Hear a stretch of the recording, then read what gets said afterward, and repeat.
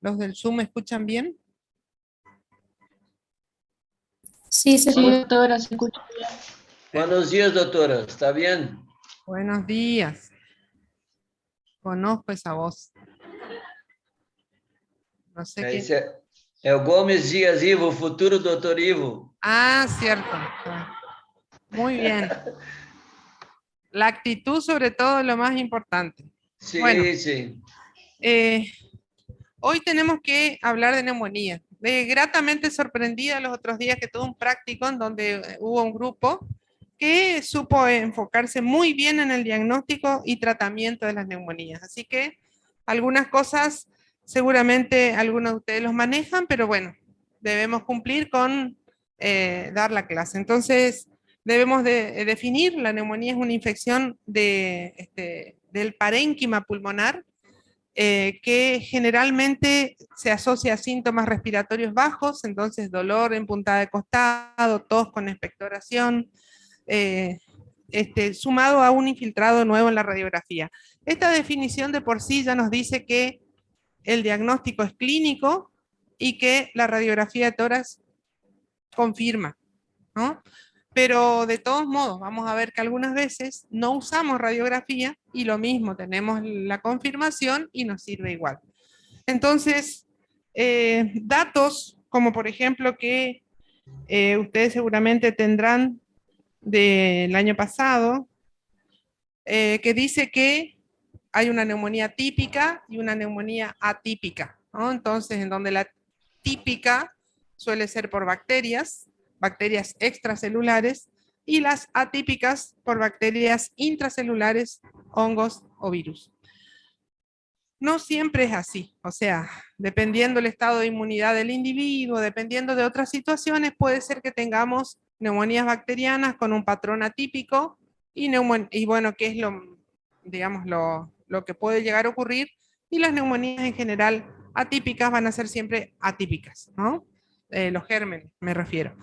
Entonces, no es una enfermedad menor, fíjense ustedes, 10 a 15 por 1000 habitantes por año. Sexta causa de muerte, se mantiene hace un montón en ese ranking. La mortalidad promedio es del 4%, pero fíjense qué pasa cuando estamos con una población de ancianos y más aún si tenemos gente que está institucionalizada en geriátricos, y si necesitan la UTI también aumenta. Entonces, creo que a partir de ahí uno trabaja en algunos criterios que vamos a ver ahora como para definir cómo se trata y dónde, para justamente tratar de disminuir esas tasas de mortalidad. Sí podemos definir estas dos cosas: neumonía extrahospitalaria, aguda en la comunidad, eh, adquirida en la comunidad, etcétera, que indica que los pacientes no estuvieron internados durante los últimos 14 días, ¿no? Los gérmenes habituales son el Streptococcus pneumoniae, pero podemos tener los otros también, ¿no? El Haemophilus influenza, la Moraxella catarrhalis, los virus, y menos frecuentemente, pero no por eso que no exista, digamos, el Staphylococcus aureus. Y la intrahospitalaria nosocomial o asociada a la internación, ustedes la van a encontrar como NAH, NIH, neumonía nosocomial, NC, entonces NN es la que se adquiere después de haber estado 48 horas en internación, ¿no? Y hasta 15 días después del alta hospitalaria, ¿no? En este último tiempo surgió otro concepto, que yo acá ya se los he sacado, me parece, ¿sí? Que es la neumonía asociada al cuidado de la salud. La neumonía asociada al cuidado de la salud hace alusión a un grupo particular de pacientes que concurren al centro de salud para curarse heridas, porque van a un centro de diálisis, porque están en tratamiento quimioterápico, que vienen de a ratos al hospital, pero por esa, digamos, frecuencia de visita al hospital o al centro de salud, tienen mayor probabilidad de hacer infecciones por gérmenes más tirando a nosocomiales, digamos, ¿no? Eso en este último tiempo es como que no se le está dando mucho, sí lo tenemos en cuenta, pero la neumonía asociada a cuidado de la salud, entraríamos todos nosotros que estamos en el hospital casi todos los días, pero básicamente los individuos que en los últimos 90 días han ido al hospital por alguna cuestión, porque dializan, porque se van a hacer un tratamiento oncológico, porque van a curarse heridas. En eso entraría ese grupo asociado al cuidado de la salud. En algunos lugares lo van a encontrar, actualmente es como que ya se está viendo que en realidad no hay tanta diferencia en los gérmenes. Entonces, tener en cuenta que la pueden encontrar por ahí, pero nosotros nos vamos a referir a la neumonía extrahospitalaria o aguda de la comunidad, la intrahospitalaria, y dentro de la intrahospitalaria vamos a ver que tenemos la neumonía temprana, la neumonía tardía, la neumonía asociada a la ventilación mecánica, que son situaciones que van generando, digamos, una morbilidad mayor. Entonces, ¿por qué se contagia una neumonía? Por estas tres vías, o sea, lo más común es que sea por vía inhalatoria y por colonización y descenso de los gérmenes desde la vía aérea superior. Hay que considerar que hay un montón de situaciones que favorecen la aparición de neumonía. Fíjense ahí ustedes, las adicciones, la diabetes, el tabaquismo, la higiene bucal, exposición a aves, a roedores, enfermedad estructural del pulmón. Todas estas cuestiones hacen que el paciente tenga una mayor predisposición a padecer este tipo de enfermedades. Con respecto a los factores de riesgo que mencionábamos recién, es, digamos, para tener infección por bacilos gram negativos, en general nos fijamos o averiguamos estas cosas. Pudo haber habido broncoaspiración, paciente con trastorno de glutorio, con vómitos frecuentes. El paciente tuvo una hospitalización previa. Recuerden que en el hospital nosotros tenemos la flora hospitalaria, que es muy, digamos, particular de cada hospital. Si pudiéramos hacer un cultivo de todos los lugares del hospital, tendríamos nuestra flora hospitalaria, pero si no, en líneas generales, proliferan los gram negativos, ¿no? Entonces, el tratamiento antibiótico previo, otra situación, y la comorbilidad pulmonar, o sea, el paciente de EPOC, EPIC, fibrosis quística, etcétera, son, digamos, uno espera que puedan colonizarse por bacilos gram negativos. Y con respecto a la pseudomonas, nuevamente hablamos de hospitalización previa. La pseudomonas en general es un germen intrahospitalario, y la comorbilidad hace alusión sobre todo de vuelta a la fibrosis quística, la enfermedad, digamos, genética, en donde hay trastornos en la movilización y en el manejo de las secreciones, en donde es común que tengamos infecciones frecuentes y la pseudomonas ocupa un lugar importante. Cuadro clínico. Lo clásico, el síndrome de condensación, o sea, se dice que un paciente con neumonía aguda de la comunidad debe tener tres síntomas, ¿no? Debe tener dolor en puntada de costado, debe tener fiebre y debe tener tos con expectoración. En épocas antiguas, los libros previos antiguos de semiología hablaban de la expectoración numular. El paciente tenía una primera expectoración que era un catarro bastante denso, de aspecto redondeado, que era lo que por ahí la primera manifestación. Después venía la broncorrea propia de la neumonía. Entonces, tos, dolor pleurítico y fiebre son los tres síntomas que uno debe buscar siempre. Los otros están presentes, pero si tenemos disnea, ¿cuánto de pulmón debería estar comprometido? Seguramente más de un pulmón entero, ¿no? Entonces, neumonía complicada con derrame, neumonía multilobar puede dar disnea, y ya me está dando idea de gravedad, ¿no? Y después, otras cuestiones, ¿no? O sea, el paciente puede venir con confusión mental, ustedes me hablaron del CURP 65, el paciente puede venir con manifestaciones sistémicas, puede venir con hemoptisis. Recién cuando antes de venir al hospital me llama el médico de guardia diciéndome que una mujer embarazada de 32 años, de 32 semanas de gestación, ingresa con tos y hemoptisis al hospital. O sea, está en trámite los estudios para ver qué es lo que le está pasando, ¿no?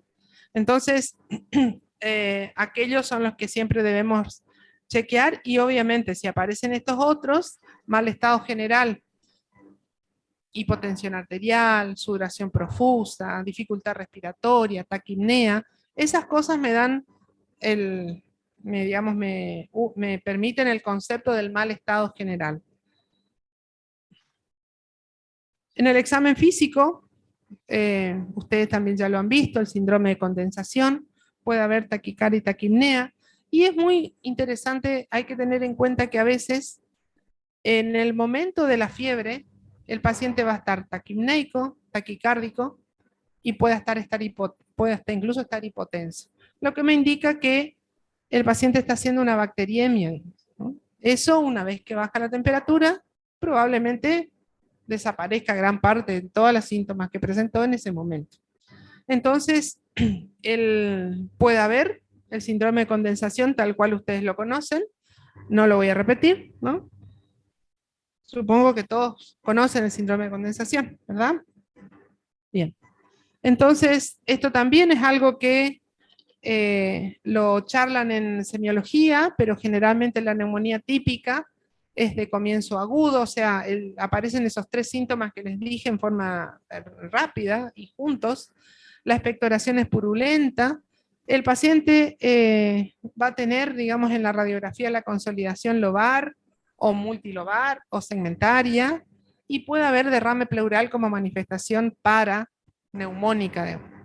La atípica en general es subaguda, es muy común que manifiesten primero que tiene odinofagia, dolor de oído, cefaleas, mialgias, y posteriormente se va instalando la tos, que habitualmente es seca o de muy escasa productividad de moco blanquecino o cristalino, y en general nos van a dar infiltrados heterogéneos, bilaterales, no siempre opacidades algodonosas como la consolidación, con diferentes patrones intersticiales, ¿no? Retículo nodulillar, reticular,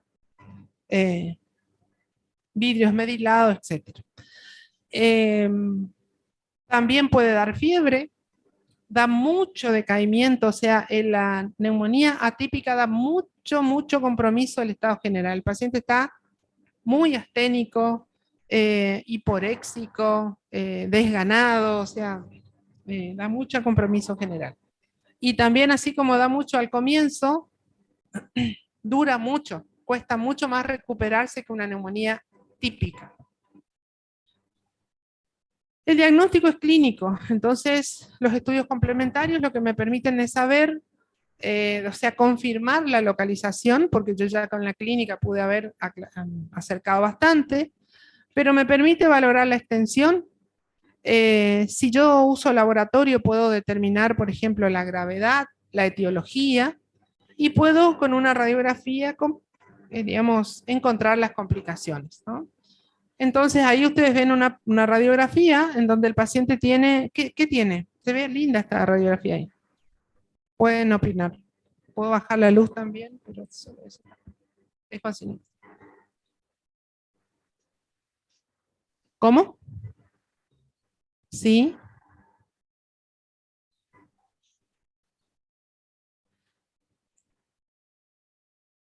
No podemos saber si compensa o no compensa. Eso es un condensando. Bueno, pero fíjense que acá tiene una imagen cavitada. ¿Ven? Todo este borde acá. Y sí, la zona de consolidación que ustedes ven acá, que si tuviéramos mayor nitidez, parecería que acá hay un broncograma aéreo, acá también, ¿no? O sea, es una neumonía típica que está evolucionando aparentemente para mí a una cavitación, ¿no? Entonces, como les decía, valorar la extensión, la gravedad, las complicaciones. El hemograma con recuento de plaquetas me va a dar la leucocitosis, la leucopenia o la plaquetopenia. La plaquetopenia es un dato que se utiliza para valorar el estado séptico de la persona, digamos, ¿no? Entonces, si tenemos plaquetopenia, probablemente tengamos mayor tendencia a la sepsis. Eritrosedimentación, proteína C reactiva. Siempre que hay un proceso inflamatorio infeccioso va a estar elevado, ¿no? Puede ser de utilidad pedir, por ejemplo, la PCR cuantitativa. en donde nos informan en miligramos decilitro. Y en infecciones respiratorias puede subir a valores tan altos como 100 o más miligramos por decilitro. Uremia, glucemia, o sea, la presencia de hiperglucemia en un paciente que no se conoce diabético puede ser manifestación de hiperglucemia de estrés, no necesariamente de que sea diabético. Uremia y creatinina, CUR65, función renal, ¿no? Ionograma. Muchas veces las neumonías se complican con un cuadro de hiponatremia. Entonces, para eso pido el ionograma. Gases en sangre. En este caso pido gases arteriales, porque lo que yo quiero ver es si no me está generando insuficiencia respiratoria, ¿no? Y cultivos, le puse entre paréntesis serología, porque en realidad en las neumonías típicas de la comunidad, que nosotros suponemos que frecuentemente son por gérmenes conocidos y tenemos guías que me indican antibióticos para cubrir todos esos gérmenes, por ahí no es necesario hacer el cultivo. El cultivo se impone en una neumonía intrahospitalaria o cuando tenemos una mala evolución de una neumonía extrahospitalaria. Serología puede ser de utilidad, entonces tenemos antígenos para la Legionella neumófila, antígenos de estreptococo, de gérmenes atípicos, entonces de las clamidias, tanto la Citachi como la Pneumoniae, entonces podemos en algunas circunstancias pedir, ¿no? Otros más raros como el antivirus y demás, podemos pedir serología. Y acá tienen ustedes datos que nos sirven para seleccionar o pensar por lo menos que el paciente pueda tener un germen específico. Entonces fíjense, el Streptococcus pneumoniae en el 90% de los casos, 80 y largo 90, es sensible a la penicilina. Pero existe un porcentaje que puede tener un Streptococcus penicilino resistente. Ese porcentaje se va a presentar en esa situación. Mayores de 65 años, que usaron betalactámicos en los últimos 3 meses, que tengan alcoholismo, y fíjense lo más importante, lo de abajo, exposición a menores en un centro de cuidado diario u hogar infantil. Y ahí están los docentes de escuela primaria, que tienen riesgo, porque acuérdense, los niños se infectan 3-4 veces al año con infecciones respiratorias. Por esa razón, hay que considerar en ellos la posibilidad de que sea un estreptococo penicilino resistente. Después tienen, cuando pensamos en bacilos gram negativos, los pacientes que están institucionalizados, los ancianos en geriátricos, los que ya tienen enfermedades previas, los que han usado antibióticos o que tienen antecedentes de una deglución dificultosa. Pseudomonas aeruginosa, bronquiectasias. La fibrosis quística básicamente da bronquiectasias y eso hace que tengan mayor posibilidad que se infecten por pseudomonas. Lo mismo que el uso de corticoides, antibióticos de amplio espectro por otras cuestiones. Después tenemos el Staphylococcus aureus, que yo les dije es poco frecuente, pero en ciertas poblaciones puede ser que sea más frecuente. Entonces los que usan drogas intravenosas, los que han tenido un catéter central colocado, los pacientes que todos los días o varias veces a la semana se pinchan la piel por el caso de la hemodiálisis, en esos casos uno debe considerar que puede haber un estafilococo. La Legionella neumófila en general da un cuadro multiorgánico, ¿no? Comienza con un aparato gastrointestinal y después se generaliza, y en general aparece sin muchos antecedentes previos. Y los anaerobios, siempre que el paciente tenga trastornos de glutorio. Entonces, la radiografía de tórax en una neumonía típica nos va a mostrar la opacidad lobarosegmentaria, el broncograma aéreo, el derrame pleural, y en la atípica, infiltrados heterogéneos, asimétricos, es poco frecuente que cavite y no vamos a encontrar el broncograma aéreo. Entonces, dos ejemplos clásicos: neumonía típica del lado izquierdo, neumonía atípica del lado derecho. Fíjense como aquella donde dicen que está la neumonía, en la de la izquierda. ¿Sí? ¿Qué lóbulo? Lóbulo medio derecho. Y de este lado tienen el infiltrado de tipo vidrio despulido, bilateral, en este caso a predominio de las bases, que en este caso es una neumonía por Mycoplasma pneumoniae.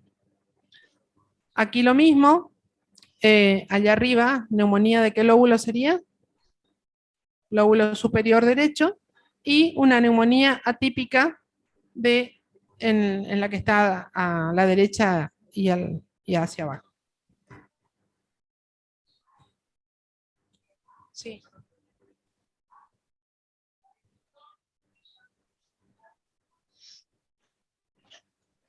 Podemos usar serología. El tema es que la serología necesitamos la conversión. Entonces hay que pedir una IgM, que no siempre tenemos disponible, y después el diagnóstico es retrospectivo, porque le vamos a pedir a la semana a ver si están subiendo los títulos o no. Entonces a veces se complica por ahí llegar al diagnóstico.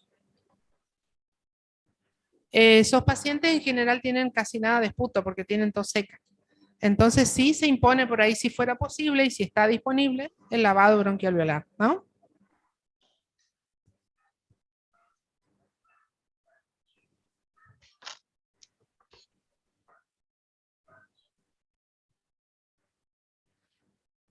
Lo que pasa es que el lavado bronquialveolar y la la fibrobroncoscopía no está disponible en todos los ámbitos. Entonces, por eso es que de vuelta tenemos guías que ante los hallazgos ante la clínica, los hallazgos de laboratorio y radiográficos, ya nos orientan hacia un tipo de especial de neumonía y podemos tener con bastante seguridad, podemos iniciar un tratamiento antibiótico empírico, ¿no? El hemocultivo es de bajo rédito en las neumonías extrahospitalarias. Entonces, pedirle un hemocultivo, tal vez el 15% nos pueda dar un germen positivo, un germen. Y además sabemos que a nivel extrahospitalario tenemos 3 o 4 gérmenes que son los comunes. Si por ahí justo le agarrás en la bacteremia, donde el paciente está con fiebre, con chuchos y está con todo el cortejo de la bacteremia, por ahí enganchás el germen, pero es poco rentable, le decimos, porque en realidad se gasta y no es que nos da mucho resultado, ¿no? Es más útil un examen de esputo, un gram de esputo, ¿no? Si es que el paciente tuviera expectoración. Bueno, y esto le decía, fíjense que acá tienen varias cavernas. Aquí ven de nuevo una imagen cavitada, allá arriba otra, en donde ven que las paredes están un poquito gruesas. Esto es una tuberculosis, que en este momento pareciera que está activa, porque hay muchos infiltrados bilaterales distribuidos, digamos. Parece una tuberculosis activa con cavitación.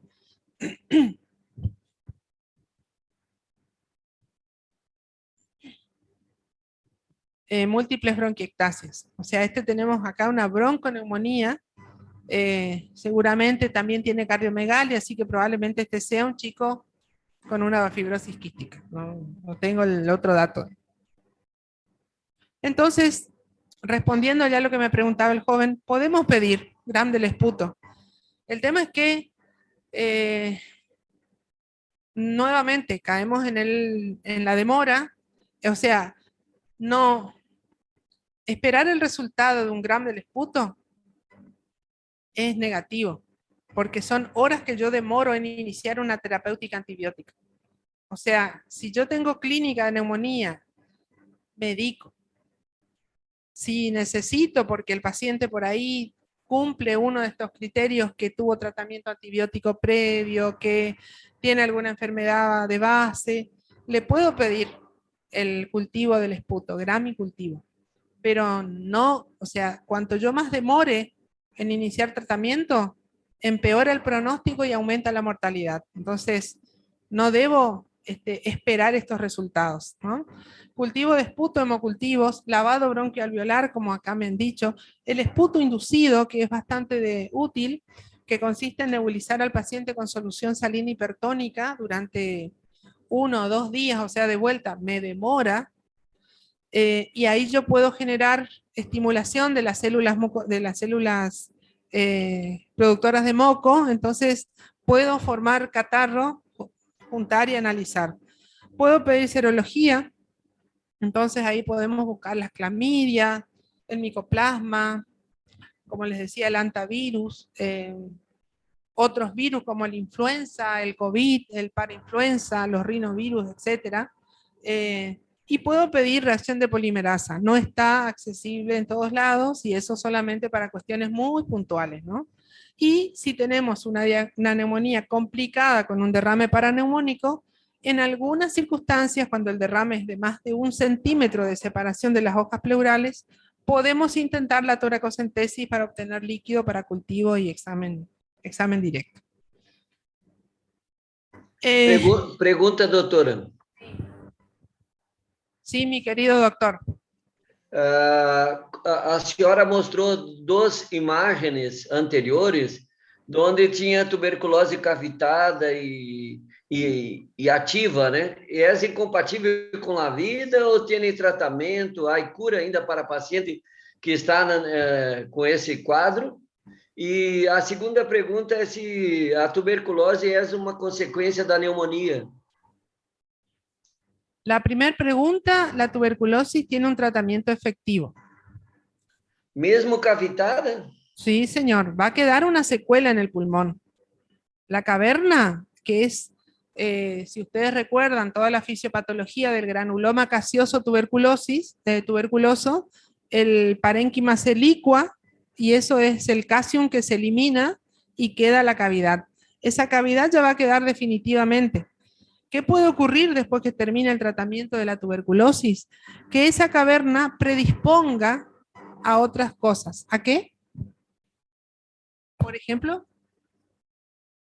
Bueno, el absceso, acuérdense que se produce porque el mismo germen que ocasionó la neumonía generó la necrosis.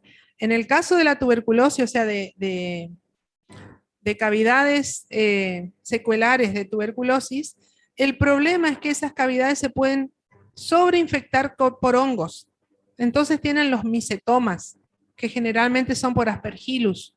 Eso genera hemoptisis. Creo que ustedes ya dieron hemoptisis en una de las clases y habrán visto que una de las causas de hemoptisis importante y muchas veces masiva es el micetoma. Entonces, la tuberculosis se cura. O sea, podemos erradicar el bacilo tuberculoso. La secuela en el pulmón puede quedar. Algunos de ustedes habrán visto un paciente que estuvo internado estos días que tenía una radiografía de pulmón destruido por la tuberculosis, ¿no? El pulmón derecho vicariante, el pulmón izquierdo, que era el afectado, retraído, con fibrosis, con cavitaciones, y el paciente ingresó por una sobreinfección bacteriana por justamente ese pulmón destruido. La segunda pregunta, ¿cuál era? Se la tuberculose es una consecuencia de la neumonía. La tuberculosis se produce porque uno tuvo contacto con el Mycobacterium tuberculoso y por alguna cuestión puede ser que inmediatamente después de la infección progrese hasta la tuberculosis primaria, que ustedes también conocerán de patología, el complejo de Ghon y todo lo demás. Eso puede progresar a una infección tuberculosa, a una enfermedad tuberculosa y requiera tratamiento, si no eso suele ser la prima infección y suele quedar ahí como una secuelita en el pulmón y no pasa nada, o puede ser una reactivación años después de esa primera infección. Entonces, generalmente la prima infección, que es el complejo de Ghon, con la telectasia local, va a dejar una secuela, un puntito o una zona de mayor densidad radiográfica en el parénquima pulmonar, generalmente hacia los vértices. Si avanza hacia una infección, hacia una enfermedad tuberculosa, o sea, tuberculosis primaria, va a progresar ese nódulo, ese complejo de Ghon, y la progresión va a llevar a que se vaya infectando el resto del pulmón. Da mucho compromiso sistémico, se puede comportar incluso como una tuberculosis miliar o que va infectando otras partes del pulmón. Y bueno, el tratamiento es pensar en el diagnóstico, hacerlo y tratar. La tuberculosis de reinfección, que aparece años después, habitualmente prefiere los vértices nuevamente y es la que tiene forma, la que hace el granuloma gaseoso con cavitación. El diagnóstico se hace de la misma manera, la vaciloscopía de esputo, y se debe iniciar tratamiento. O sea, es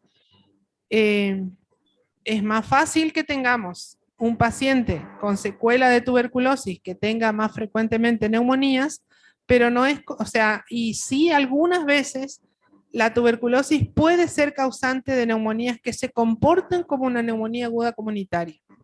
Van a ver ustedes que cuando vean tuberculosis, la doctora les va a decir que se tiene el concepto del sintomático respiratorio, es aquella persona que viene con tos y expectoración que dura más de 2 semanas. Y que le hemos dado un tratamiento antibiótico eficaz. Le hemos dado, por ejemplo, amoxicilina, clavulánico, y el paciente a los 7 días sigue sintomático, con fiebre, con tos, con expectoración. En esos casos yo debo pensar que sea una tuberculosis. Y muchas veces se comporta exactamente con un síndrome de condensación típico. No es lo común, pero puede haber. Y no deben, o sea, y si no responde a ese primer esquema antibiótico, tienen que cultivar, pedir un bar de esputo y ver el resultado. Si es una tuberculosis, tratarlo como tal. El tratamiento de la tuberculosis es un tratamiento más largo, son 6 meses para la tuberculosis, para la primera enfermedad tuberculosa. Así que creo que están respondidas las preguntas. Sí, gracias, doctora. Muchas gracias.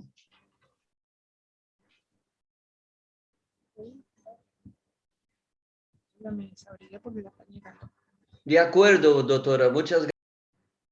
Bueno, bien. Entonces, alguien me preguntaba diagnóstico definitivo. Aquí ven ustedes cómo hacemos el diagnóstico definitivo. ¿Necesario? Para algunos patógenos sí. Por ejemplo, la legionela neumófila, la tuberculosis, las clamidias, para saber cómo nos manejamos con el antibiótico y qué tiempo de antibiótico. El panel viral que está de moda ahora con el asunto del COVID y todas las virosis respiratorias. Ahora hay un panel viral que se usó al comienzo de la pandemia también, que nos están mandando de vuelta, que es para las influencias, la H1N1, la A, la B, y para el COVID. Entonces, en pacientes que tienen, digamos, criterios, se les hace el panel viral por hisopado, y en algunos casos se pide o se deriva para reacción de polimerasa cuando cumplen ciertos puntos. Entonces, esto no es lo que se hace habitualmente, pero debemos saber que existe, que lo podemos solicitar y que nos puede ayudar para definir el diagnóstico. Por ejemplo, si yo tengo sospecha de una neumonía viral, saber si tiene COVID o si tiene H1N1 me sirve, o si tiene una gripe común, porque yo puedo usar en la gripe un antiviral que es efectivo, y en el COVID hasta ahora no tenemos ninguno que sea realmente efectivo, ¿no? Entonces, esto es básicamente lo mismo, si no, fíjense, estamos pidiendo serología y pedir las diluciones, pero tienen que ser confirmados con los títulos en ascenso, o sea que a la semana debo pedir nuevamente. Dentro de los estudios complementarios, o sea, seguimos pensando que el diagnóstico es clínico, pero vamos a ver que vamos a dividir a los pacientes entre los que tienen comorbilidades, los que no la tienen, y los que tienen más de 65 años y menos de 65 años. Entonces, un paciente sin comorbilidad y menor de 65 años, con una radiografía de tórax es suficiente, confirmo que está la neumonía, puedo iniciar tratamiento. Pero puedo pedir, si quiero, el gram de esputo, el hemograma, puedo pedir. Si yo trabajo en una sala de atención primaria y detecto que es un paciente joven, que no tiene comorbilidad y que semiológicamente le escucho una condensación, no hace falta, si no tengo ahí el laboratorio y el equipo de rayos, no hace falta que lo pida. medico, ¿no? Pero entonces, bueno, lo ideal sería por lo menos tener una radiografía de tórax. Si los pacientes son del otro grupo, o sea, más edad o con comorbilidades, puedo pedir ya la uremia, la orina, la glucemia, pedir el gramicultivo de esputo, pero por lo menos, ¿por qué pido la radiografía de tórax y el laboratorio básico? De vuelta por el CURV.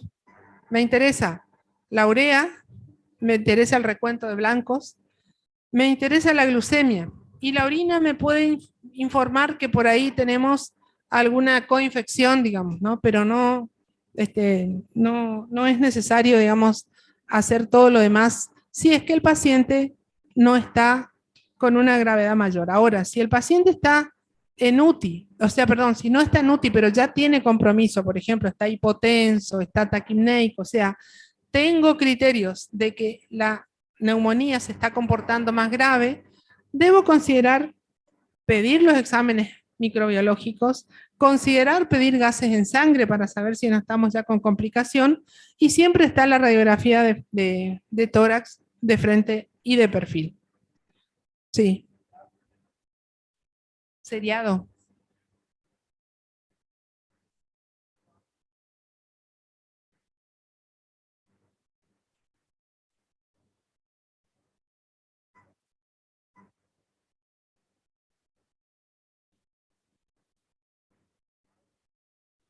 La primera placa con neumonía, decís vos, con infiltrado que se ve en la radiografía.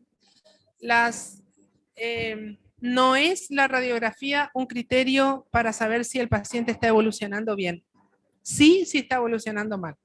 O sea, un infiltrado, digamos, radiográfico o una opacidad radiográfica por una neumonía puede demorar hasta 8 semanas en desaparecer. Entonces, no voy a basarme en la radiografía para decir el paciente está mejor porque a lo mejor sigue igual la placa de tórax. Ahora, si el infiltrado empeora o aparecen nuevos infiltrados, sí me está diciendo que está peor. ¿Ah? Y los que ya están en terapia, hay que considerar la gasometría, además de todo lo anterior, y hasta incluso la broncoscopía. En terapia, la ventaja es que si el paciente está asistido, se puede tomar el cultivo directamente desde el tubo orotraqueal. Entonces, como que estamos haciendo de alguna manera una broncoscopía, digamos, podemos hacer incluso un lavado, se instila solución fisiológica y después se aspira y eso se manda a cultivar, ¿no? Pero para eso el paciente obviamente ya está intubado, significa que está grave. El panel de virus respiratorios es lo que ahora tenemos disponible. Los gobiernos nos mandan, así que en esta época encima que ahora se está apareciendo la influenza, tenemos panel de virus respiratorios. Entonces, la decisión de tratamiento va a depender del estado del paciente. Fíjense que de todo lo que vamos a hablar ahora, ninguno habla de cultivo, ni de gran esputo, ni de fibrobroncoscopía. Tenemos el índice de severidad de neumonía que fue elaborado por la Asociación Americana del Tórax. El CURV 65, elaborado por la Guía Británica de Tórax. El CRB, que se hizo, que es una variación, digamos, del CURV 65, en donde se aplica más para atención primaria de la salud. Y nosotros usamos acá, en la Argentina, una guía elaborada por un comité formado por las diferentes asociaciones científicas de infectología, de terapia intensiva, de medicina interna, etc. Todas tienen más o menos lo mismo y nos permiten saber la gravedad del paciente. Entonces, fíjense ustedes, este es el PCI o el score de gravedad de neumonía que lo creó el doctor Fine y colaboradores, por eso está puesto en los criterios Fine, en donde considera la edad, la presencia de comorbilidad, algunos hallazgos clínicos y de laboratorio. Y es razonable, si ustedes miran, cuanto mayor edad, peor pronóstico. Si tenemos enfermedades o sea, como una enfermedad neoplásica, enfermedad hepática, cardíaca, antecedente de ACV o insuficiencia renal crónica, estamos en situación de mayor gravedad. El score este le va dando un puntaje. El tema es que es bastante engorroso, pero lo que nos debe quedar de esto es que si tenemos mayor edad, si tenemos comorbilidad, que es lo que tenemos que rescatar de la historia clínica del paciente, debemos pensar que ya es una situación más grave. Y después fíjense lo otro, los hallazgos clínicos. Claramente, si el paciente está con una alteración de la conciencia, con una taquipnea, si está con una presión arterial sistólica descendida, si está con hipotermia o hipertermia y la frecuencia cardíaca está más de 125, está grave, ¿no? Entonces, tener en cuenta que debemos buscar esas cosas porque son las que nos van a decir dónde vamos a poner este paciente. Y después el laboratorio. Les decía yo hoy, el estado ácido base, o sea, ¿qué va a pasar con el paciente? Puede estar en insuficiencia respiratoria, puede tener una acidosis respiratoria, o puede tener, o sea, inicialmente el paciente va a tener una alcalosis respiratoria, ¿no? Porque la taquipnea le va a generar un lavado de la CO2.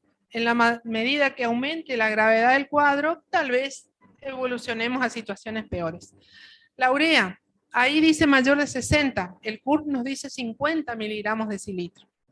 El sodio, les dije que en las neumonías puede haber hiponatremia, entonces cuanto está menos de 130, punto para gravedad.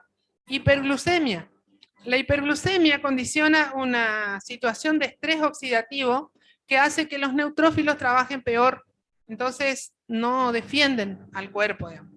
Que esté anémico, que tenga una presión de oxígeno de menor de 60 milímetros de mercurio, o sea, está en insuficiencia respiratoria, derrame pleural.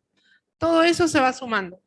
Entonces la suma nos puede dar menos de 70 o más de 70. A ver dónde es que lo tengo. Aquí está.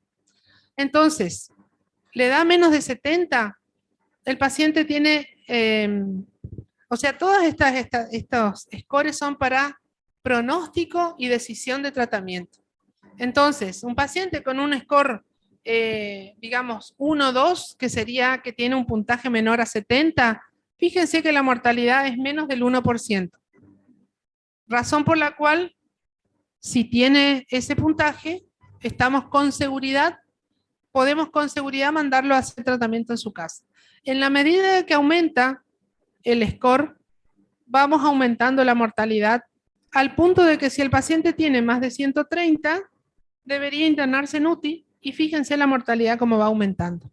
Entonces, más allá de que no nos vamos a acordar de, todo, no, de hacer la cuenta de cuánto vale cada cosa que tenga el paciente, lo que nosotros tenemos que pensar es que cuanto más criterios de mal estado general tiene, va aumentando la mortalidad, ¿no?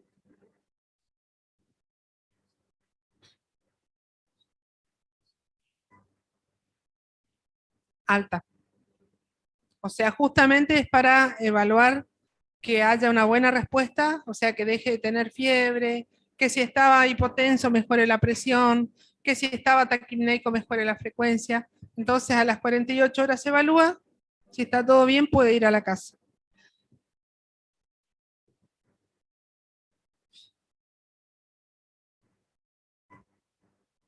A ver, es este, el que tenga menos de 70. Aquí vos tenés el score. Entonces, fíjense que un paciente que tenga 65 años ya tiene 65 puntos. Entonces, cualquier otra cosa que se le agregue, probablemente tenga que internarse. Por lo menos la internación corta de 24 a 48 horas. ¿Ah? Ahora, si es un paciente que tiene 30 años, que no tiene ninguna comorbilidad, que no tiene alteración de conciencia y que no tiene nada de esto, no hace falta que lo internemos. Va a depender de esta suma bastante engorrosa de cosas, ¿no? De todos modos, no, yo lo que les... Sí.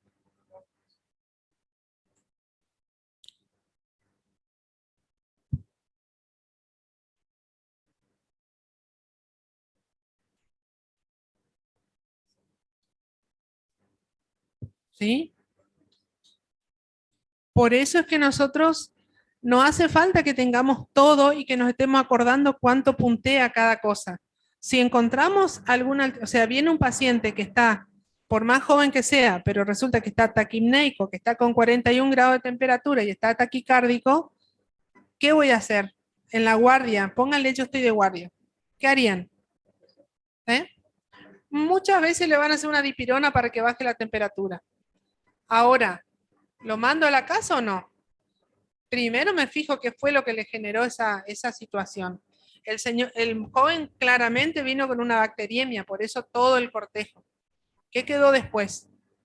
¿No? Si después de bajar la fiebre, tal vez me queda todo bien y no tiene una neumonía, a lo mejor lo evalúo y lo mando a la casa con todas las pautas de alarma. Pero si el paciente sigue con ese estado, le bajé la temperatura y resulta que sigue taquicárdico hipotenso, algo está pasando. No debo acelerar un alta, más vale hacer de más que de menos. Ayer justamente en la guardia llegó un chico, 20 y poco de años, que vino por cefalea. Cefalea de aparición brusca, que apareció en las últimas 12 horas, que según él era de 10 en 10, que viene a la guardia, le hacen un analgésico, se va a la casa, vuelve a las horas con 39 grados de temperatura y cefalea que le partía la cabeza. ¿Qué harían ustedes? Por las dudas, doctora, tienen que internar el paciente. Bueno, ¿y qué le harías, doctor? ¿Qué le harías vos? ¿Qué exámenes físicos le harías a este paciente que vino con esa cefalea intensa? Y estaba con 39,5, no me acuerdo, estaba con mucha temperatura. 120 y pico de frecuencia cardíaca y no estaba taquipneico, estaba, ponerle 22, 24, no más que eso.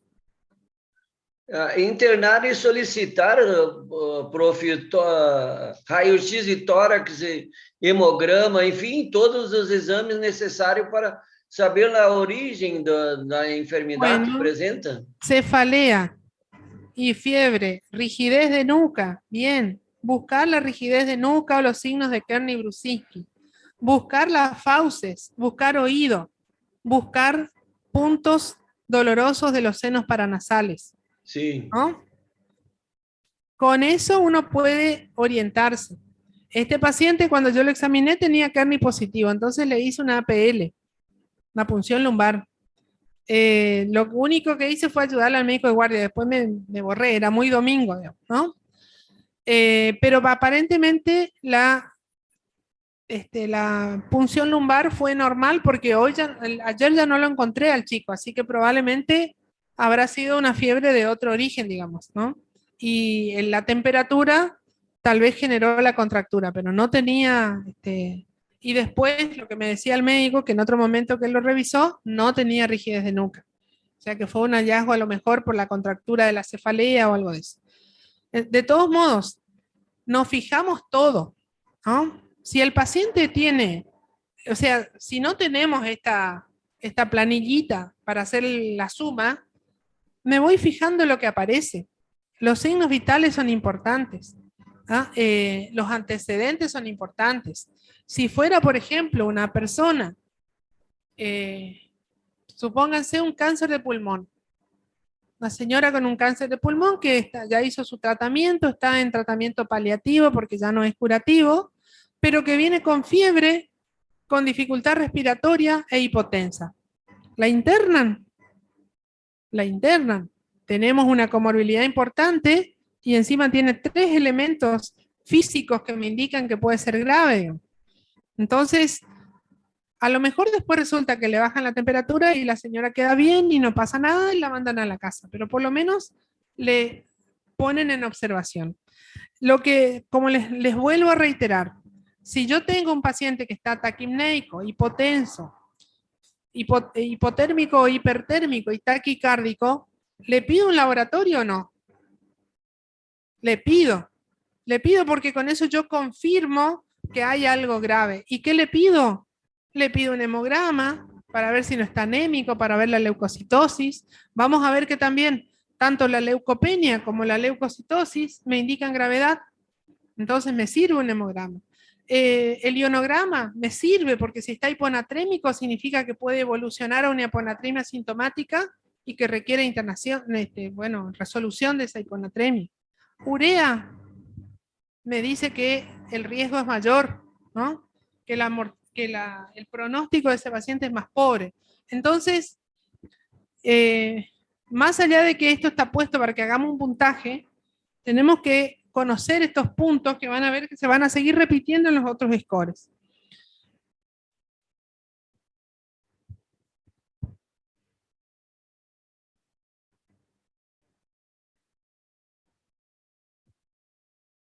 No. En este caso no lo hicimos porque el líquido era cristal de roca, entonces ya me alejó la posibilidad que sea una meningitis bacteriana. Entonces no lo medí. Tenía 13.000 glóbulos blancos en el hemograma, pero el líquido era clarito. Yo tomé la muestra y después ya no vi el resultado, pero era líquido normal. Entonces, problemas que nos ofrece el PCI. No categoriza la PO2, nos dice que hipoxemia es gravedad.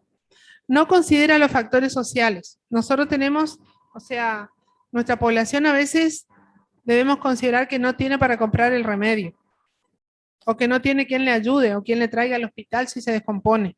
Entonces, de eso debe considerarse. No considera, no puntúa la cognición, o sea, tiene o no tiene. No valora si el paciente traga y no se internan todos, digamos, ¿no? Solamente un tercio van a terminar internados de los primeros scores. Después tienen esta otra. Esta es el CURV. El CURV facilitó muchísimo. Entonces ustedes tienen la confusión mental, la urea, la frecuencia respiratoria, la presión arterial y la edad. Y nuevamente, ¿por qué lo usamos? Por esto, digamos. Un CURV de 0 puntos tiene una mortalidad inferior a 1%. Un solo punto del CURV ya sube a 2. Y en la medida de que va subiendo el puntaje, fíjense lo que es la mortalidad. Por eso es que el CURV es mucho más sencillo. Ahora, si yo voy a internar a un paciente con una neumonía grave, ¿me voy a quedar solamente con los 5 puntos del CURV? No, igual me fijo todo el resto. El CURV simplifica decisiones, pero no implica que no le voy a pedir la gasometría, el hemograma y el resto de las cosas que hemos hablado recién. ¿Ah? Y bueno, y el CBR es para atención primaria. Entonces, en el CBR, yo quito la urea, que es el único parámetro de laboratorio, y simplemente me baso en la clínica. Tiene confusión mental, tiene taquipnea, tiene hipotensión, tiene más de 65 años. Uno solo de los criterios que esté presente en el CBR o CRB es indicación de internación. Por lo menos una corta internación para evaluar. ¿Sí? Un solo punto. Acuérdense, fíjense el CURV. 2 puntos, 9% de mortalidad. Y debe internarse. Entonces, cuando sacamos la urea, un punto ya se interna. ¿Ah? Bueno, y después está nuestra guía de comité intersociedades, que pretende definir entonces las 3 cosas, digamos, el riesgo, el lugar de atención y el tratamiento empírico. Tiene en cuenta las mismas cosas, se vuelven a repetir. La edad, las comorbilidades, por ahí agregan algunas cosas como por ejemplo la esplenectomía previa, la presencia de desnutrición, la hospitalización y uso de antibióticos en el último año, como otros elementos que hay que tener en cuenta que le va a dar mayor riesgo, digamos, en donde estos pueden empeorar por estos problemas. O sea, estos problemas pueden empeorar la neumonía, ¿no? Por eso es que las consideramos como variables predictoras independientes de mortalidad, porque no tienen que ver con la neumonía en sí, sino con la enfermedad que tienen previamente. Y después tenemos predictores que tienen que ver con el examen físico y con los hallazgos radiográficos. También tenemos hallazgos radiográficos y de laboratorio, ¿no?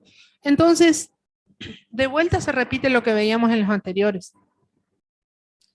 Entonces, agrega, por ejemplo, la radiografía, la presencia de enfermedad multilobar para pensar en mala evolución o gravedad, la presencia de cavitación, el aumento de los infiltrados, o sea, el aumento del 50% en 24 horas. Entonces, para valorar empeoramiento sí me sirve la placa, pero para valorar mejoría, no. O sea, si yo lo tengo que dar de alta, le doy de alta sin radiografía de control por la clínica.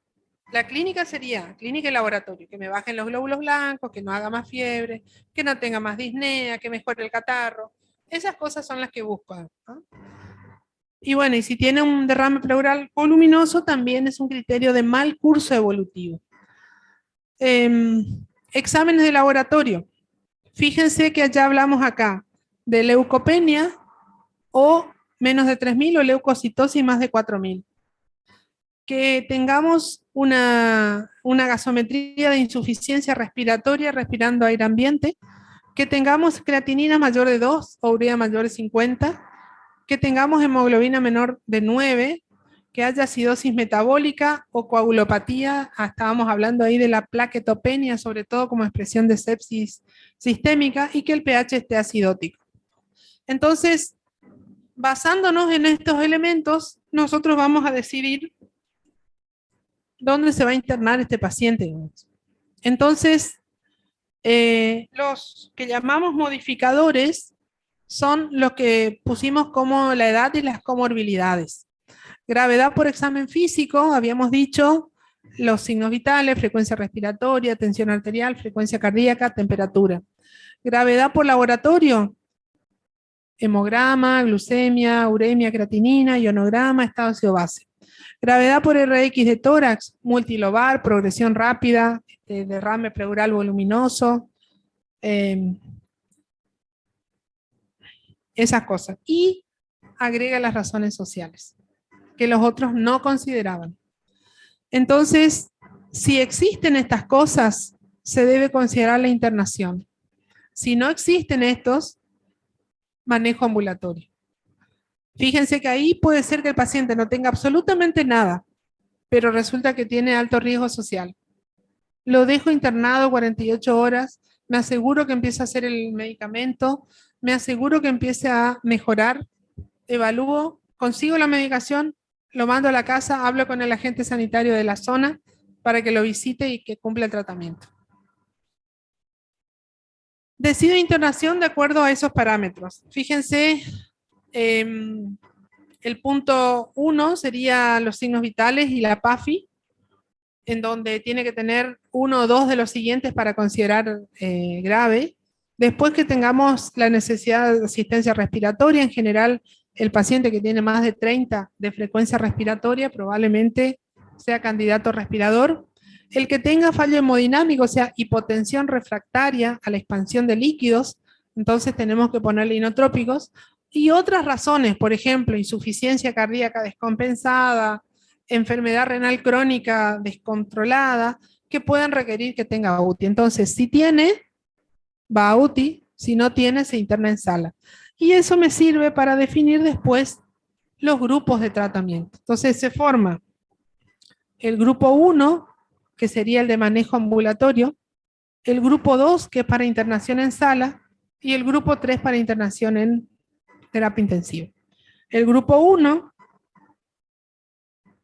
lo podemos dividir en dos grupos, ¿no? Los que no tienen comorbilidades y tienen menos de 65 años, en donde yo pretendo cubrir los gérmenes que están ahí, estreptococo, neumonía, micoplasma y clamidia, y que yo sé que con la amoxicilina, 1 gramo cada 8 horas, tengo suficiente cobertura para esos gérmenes.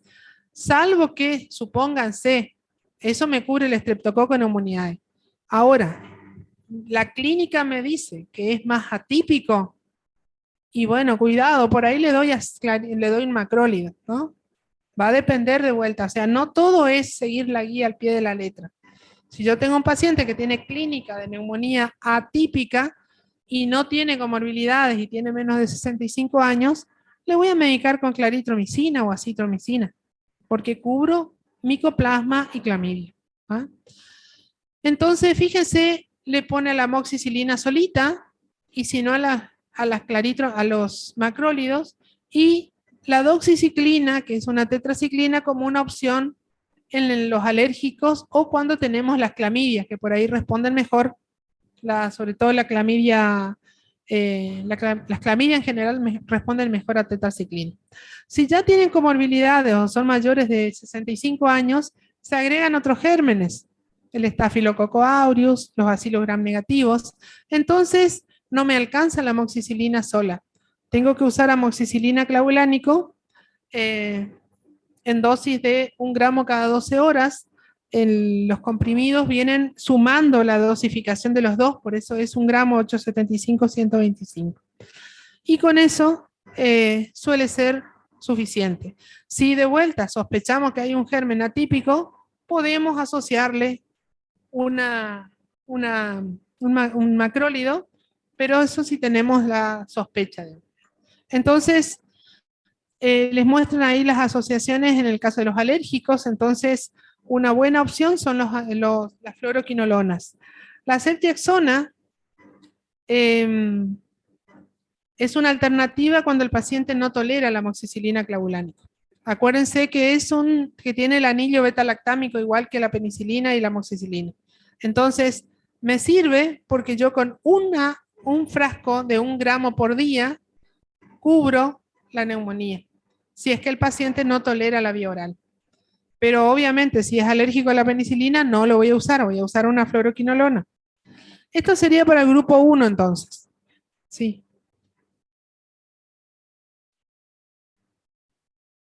Sí.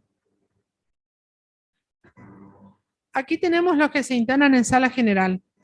Y fíjense que ya divide en los que tienen fuerte sospecha de etiología neumocócica y en los que tienen comorbilidades en donde sospechamos que puede haber otros gérmenes. Entonces, la etiología neumocócica, el antibiótico de elección es la ampicilina sola.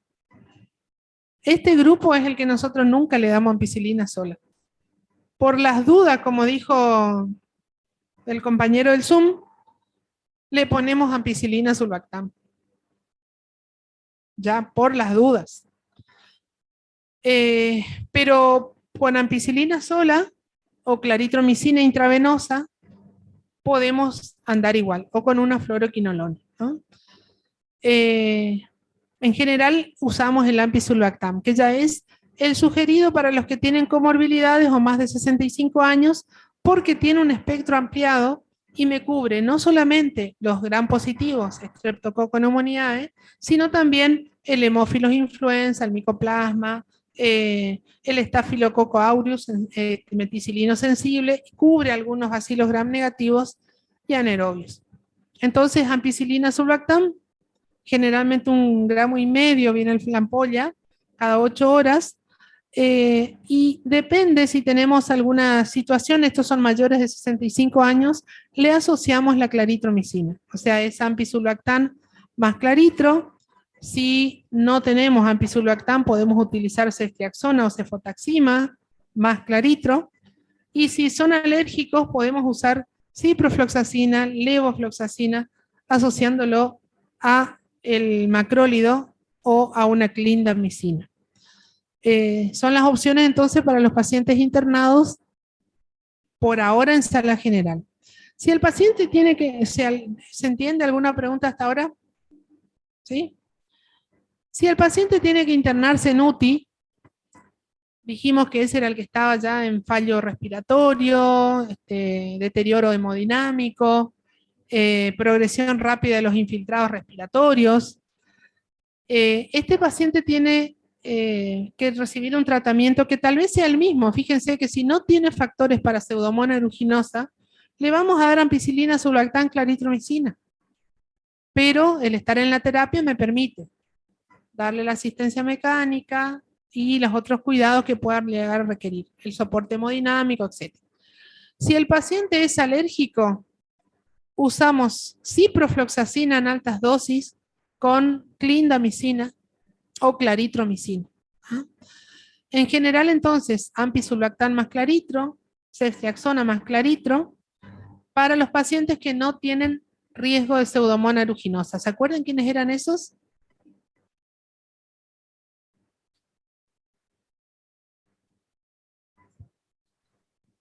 Para caraindomonas, a gente usaria vancomicina, prof. ¿Para cubrir el qué? Porque é resistente, né? É resistente aos tratamentos anteriores. ¿El qué es resistente? ¿Sabes el germen? Aeruginosas, essa é só o vancomicina. No, no, no, no.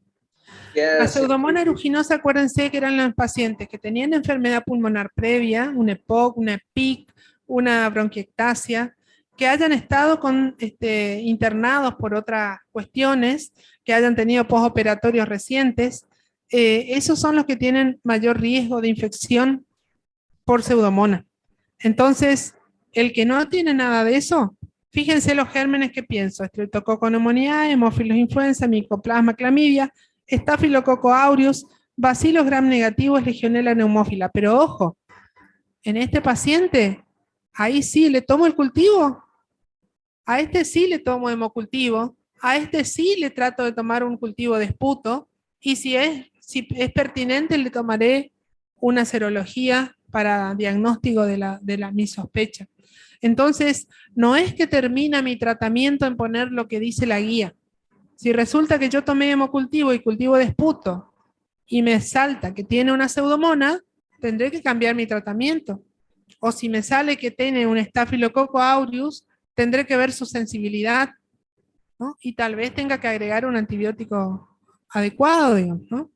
La vancomicina es un antibiótico, es un glucopéptido que se utiliza para los que tiene un espectro bastante reducido, que son los cocos gram positivos, ¿no? Para eso usamos la vancomicina, sobre todo los que son resistentes a la penicilina.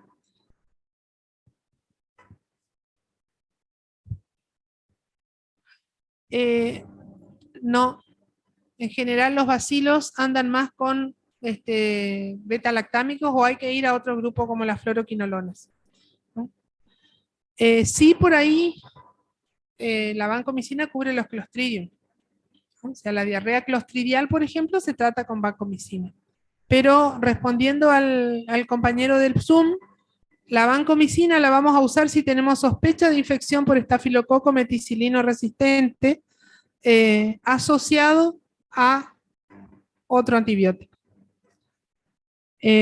Salvo que, bueno, de los cultivos surja que solo tiene un estafilococo, yo puedo sacar todo lo que le puse antes y le dejo solo vancomicina, ¿no? Entonces, si el paciente tiene factores de riesgo para Pseudomonas aeruginosa, dijimos, enfermedad de base pulmonar y demás, yo debo considerar los fármacos antibióticos que llamo idóneos para eso. Entonces tengo la ceftazidima, les digo por una cuestión de precio, la ceftazidima es una cefalosporina de tercera generación antipseudomónica que usando de 1 a 2 gramos cada 8 horas me puede cubrir la mayor parte de las pseudomonas aeruginosas. Entonces yo puedo empezar, por ejemplo, el tratamiento con ceftazidima más una fluoroquinolona. No, nosotros no. Profiláctico es cuando le damos sin que haya infección. El profiláctico es para que no se enferme. Aquí ya tiene.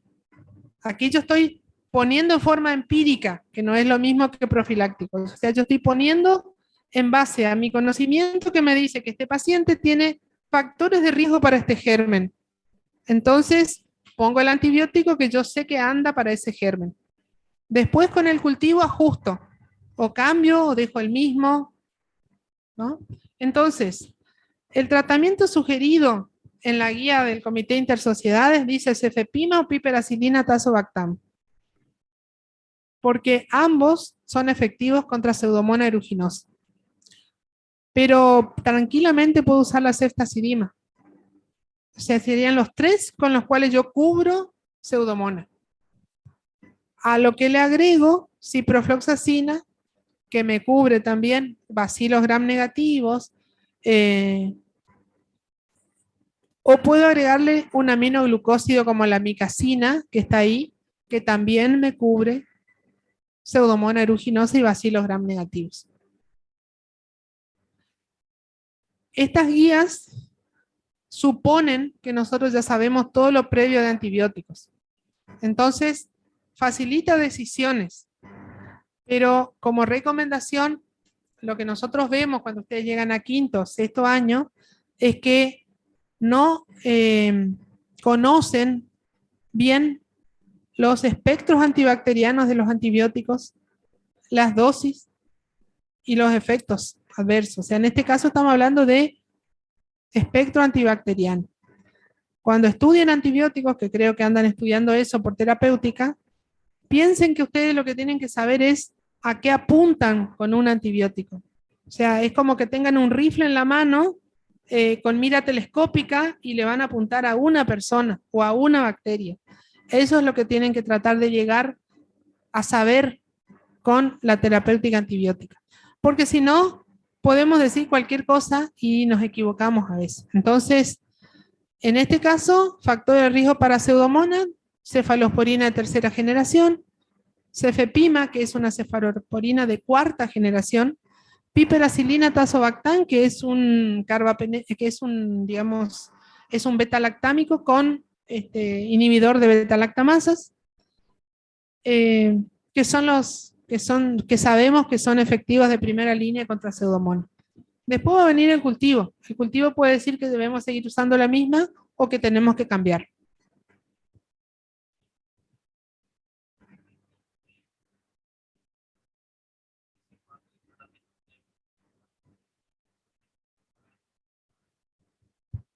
Y no sirvió para nada. Y en realidad no. Tenés que empezar de cero con el antibiótico que te tira el antibiograma. Entonces, este sería el grupo 3. Y con eso deberíamos, o sea, este paciente, esto es el tratamiento antibiótico. Paciente que está en UTI, dijimos, es el que está en shock. Puede estar en shock séptico, en insuficiencia respiratoria, en coagulopatía, y hay que tratar todo el resto de las otras cosas que tiene, ¿no? Aquí estamos hablando de solamente su neumonía. Y aquí tienen algunas situaciones especiales con gérmenes no tan usuales, digamos. Entonces, si ustedes tienen un paciente con sospecha de micoplasma, neumonía atípica, que empezó con dolor orofaucial, que tiene dolor de oído, y bueno, van a tener que ponerle un macrólido o una tetraciclina. Si el paciente, si ustedes consideran que tiene una infección o que puede ser una infección por clamidia Citachi, no hay un directo que me diga que puede ser clamidia. Tengo que hacer serología. ¿Me va a demorar una semana, 10 días? ¿Voy a esperar? No, medico. Entonces, la elección, ¿y cómo yo sé que, por qué pienso en clamidia Citachi?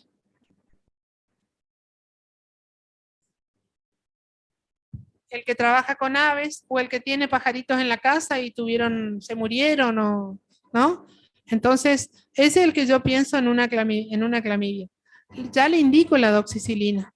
Pido si quiere, la serología, pero tengo que pedirle la IgM hoy y la semana que viene. O si no, hacer todo el tratamiento, que son 14 días, y al final del tratamiento le pido una IgG para clamidia a ver si me da positivo. Si me da positivo, me indica que sí, tuvo. Entonces, si tengo aspiración masiva, ahí tenemos dos cuestiones. Una está el que se aspira la comida, ¿no? O la saliva de la boca. Los viejitos con trastornos de glutorios. ¿Qué gérmenes van a tener ahí? Anaerobios predominantemente. Entonces, el tratamiento debe ser ampicilina, sulbactam o amoxicilina clavulánico. Y si es resistente a la penicilina, considerar antibióticos, alérgicos, que cubran anaerobios. Entonces, la clindamicina me cubre anaerobios, la ciprofloxacina me cubre gram negativos que puede haber también en bocas con mala higiene. Y después está, dice, la aspiración masiva. La aspiración masiva, que habitualmente es de vómito, inicialmente lo que genera es una neumonitis química, no genera una neumonía infecciosa. Lo que uno tiene que hacer es evaluar la evolución. Si en 24 horas los pulmones se limpian, o sea, en el momento de la aspiración masiva, ¿qué va a pasar? Va a tener tos, broncoespasmo, dificultad respiratoria, asfixia, pero si después de 12, 24 horas el paciente está con los pulmones limpios, no tiene fiebre, no tiene tos con expectoración, tal vez no haga falta nada. Pero si hace la infección, la neumonía por aspiración masiva, el tratamiento debe ser el mismo, ¿no? Fibrosis quística. Debemos pensar que el fibrosis quístico o el que tiene bronquiectasias puede tener pseudomonas. Entonces debemos cubrir con los 3 que dijimos: piperacilina, tazobactam, cefepima o ceftazidima, ¿no? La ciprofloxacina cubre las pseudomonas aeruginosa buenitas, ¿no? Cuando ya empezamos a tener resistencia, las fluoroquinolonas y la ceftazidima son los 2 primeros a los que son resistentes. Y fíjense que está puesto la micacina como una opción ahí lejita. Excelente antibiótico. El tema es que, ¿cuál es el problema con la micacina? No, es re barata. Es re económica. Que es nefro y ototóxica. Entonces, tratamientos prolongados pueden llevar a un fallo renal, ¿no? O en personas predispuestas. ¿Cuánto le vamos a tratar? Si fuera una neumonía estreptocócica no complicada en un paciente sin factores de riesgo y joven, algunos hasta dicen que con un tratamiento de 3 a 4 días alcanza, pero vamos a quedarnos que 7 días de tratamiento mínimo. Si es una neumonía que está internado, 10 días mínimo, pudiendo llegar hasta 14. Y lo que les decía, nosotros hablamos de una switch therapy, que es cuando le pasamos de la vía oral a la vía, de la vía endovenosa a la vía oral, que lo hacemos en general entre el 3er y 5.º día. Pero ¿qué tiene que pasar? Mejorar la tos, mejorar la frecuencia respiratoria, que no haya fiebre, que el paciente tolere la vía oral, y podemos agregar, por ejemplo, que el hemograma esté bajando la leucocitosis. Con esos elementos podemos esperar, podemos pasar a vía oral y completar el tratamiento, los días de tratamiento que hemos dicho. Si el paciente tiene bacteremias, o sea, ha tenido fiebre con todo el cortejo sintomático, por ahí manejamos 5 o 7 días de endovenoso y ahí recién le pasamos a vía oral.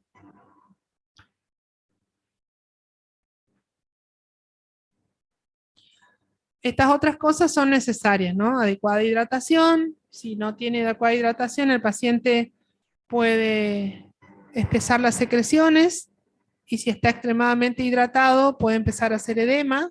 Las 2 situaciones son malas. Oxigenoterapia según necesidad. Soporte nutricional, o sea, si el paciente está internado en UTI y está ventilado, antes de ventilarlo hay que colocarle la sonda nasogástrica para alimentarlo.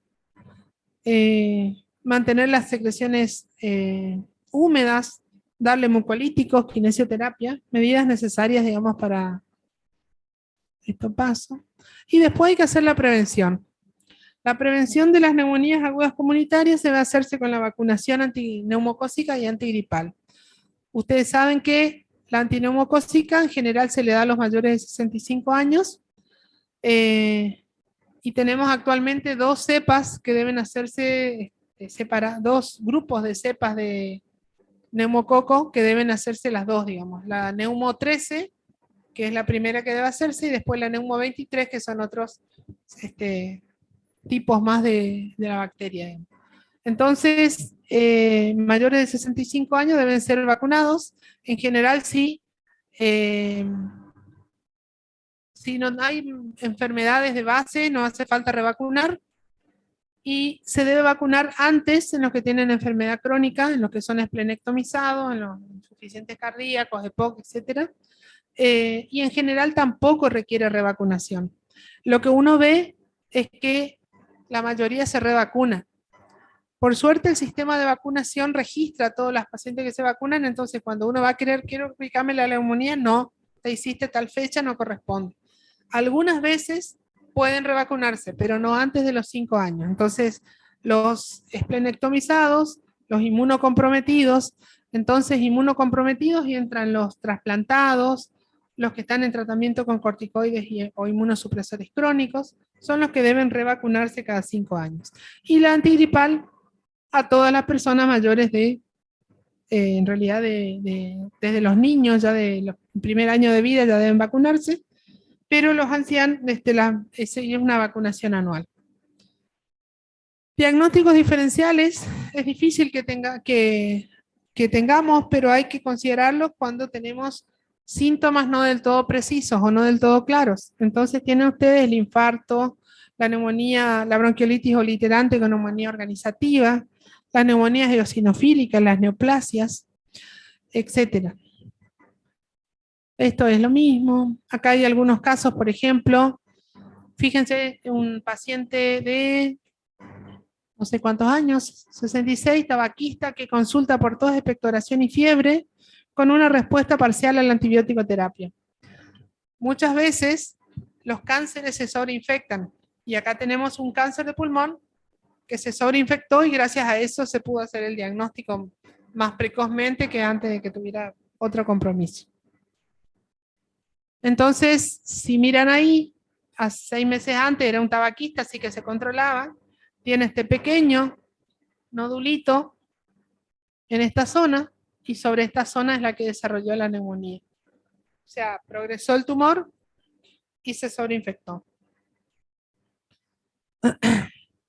Carcinoma epidermoide positivo, digamos, por lavado bronquialveolar. Otro caso, paciente con tos, expectoración y fiebre, tratamiento con antibiótico con mejoría parcial, pero se ve un ensanchamiento mediastinal. Aquí a este paciente le pidieron una tomografía.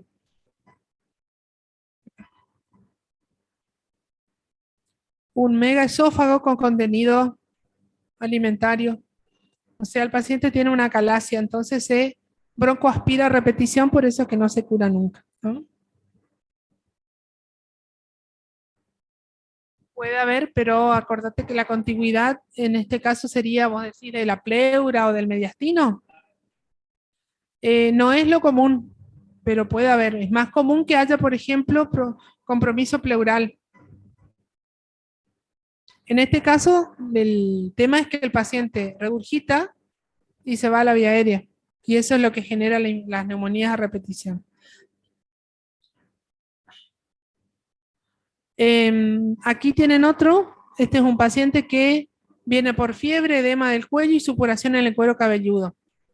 ¿Qué piensan que tiene acá? Fíjense, una radiografía con borramiento del seno cardio y costofrénico del lado derecho y algunas imágenes nodulares como nódulos múltiples, digamos, en el pulmón derecho sobre todo. Estáfilo, ¿no? Una neumonía estafilococo, o sea, es una infección, digamos, metastásica en el pulmón y en la pleura por una infección del cuero cabelludo por Staphylococcus aureus. Ese tiene un derrame pleural. Por eso está borrado el seno. Si pudiéramos hacer el perfil, seguramente veríamos la curva de Damosov. A este paciente se le hizo tratamiento con cefalexina, o sea, fue un estafilococo buenito, no METR, y respondió favorablemente. Aquí tienen otro caso, el paciente que hizo tratamiento con claritromicina y sigue sin mejorar. Uno podría pensar, puede ser un cáncer, puede ser una tuberculosis. Lo que se consideró en este caso fue cambiarle el antibiótico.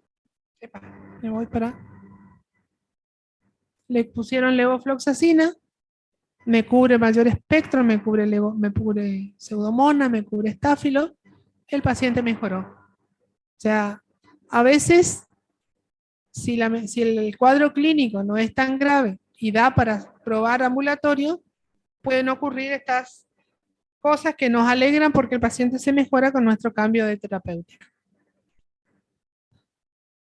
Bueno, este es otro paciente que viene con tos seca, fiebre de 38 grados y dolor de 3 meses de evolución.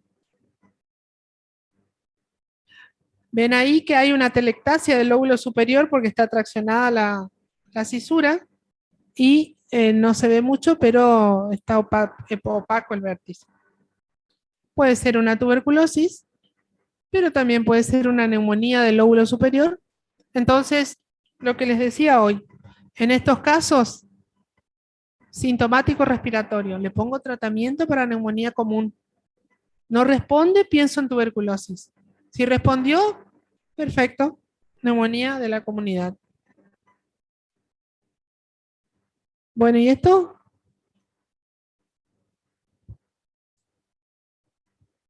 Sí. Si pienso, en ese caso sí. Cuando uno hace diagnóstico de tuberculosis, automáticamente tiene que buscar a todos los contactos cercanos, que son los que viven, están más de 4 horas al día con el caso índice. Bueno, esto parece un cáncer, ¿no? El paciente no tiene fiebre y sibilancias, o sea que está con una telectasia al lóbulo superior de vuelta, así que uno puede pensar que es un cáncer. Pero igual, medico, pido una tomografía, hago una broncoscopía con lavado o un citológico de esputo para ver si encuentro las células neoplásicas. Bueno, vamos a las intrahospitalarias. Entonces dijimos que era la que aparecía luego de 48 horas del ingreso al hospital y hasta 15 días después del alta. Ahí les decía que también tenemos el ítem de neumonía social respirador, que es la que aparece 48 horas después de la intubación orotraqueal. Esto es lo que les decía, neumonía social, cuidado de la salud, actualmente no se está considerando tanto. Lo cierto es que, siguiendo con neumonía intrahospitalaria, infección adquirida en el hospital de alta mortalidad, que es mucho más frecuente en los que requieren asistencia respiratoria mecánica. Hay factores de riesgo, o sea, un paciente no es que va a hacer esto porque sí, hay factores que tienen que ver con el paciente, que tienen que ver con la unidad de terapia intensiva o el lugar de internación. Entonces, del paciente, lo mismo que hablábamos hoy, el paciente que tiene enfermedad concomitante, que tiene una adicción, que está desnutrido, va a tener. Después habla ahí el deterioro del sensorio. El paciente con deterioro del sensorio deglute menos o no deglute. Entonces, los gérmenes que pueden colonizar la orofaringe quedan ahí, proliferan y pueden irse al pulmón. Si el paciente deglute, de alguna manera va lavando los gérmenes que pueden llegarle a la boca. Extrínsecos al paciente.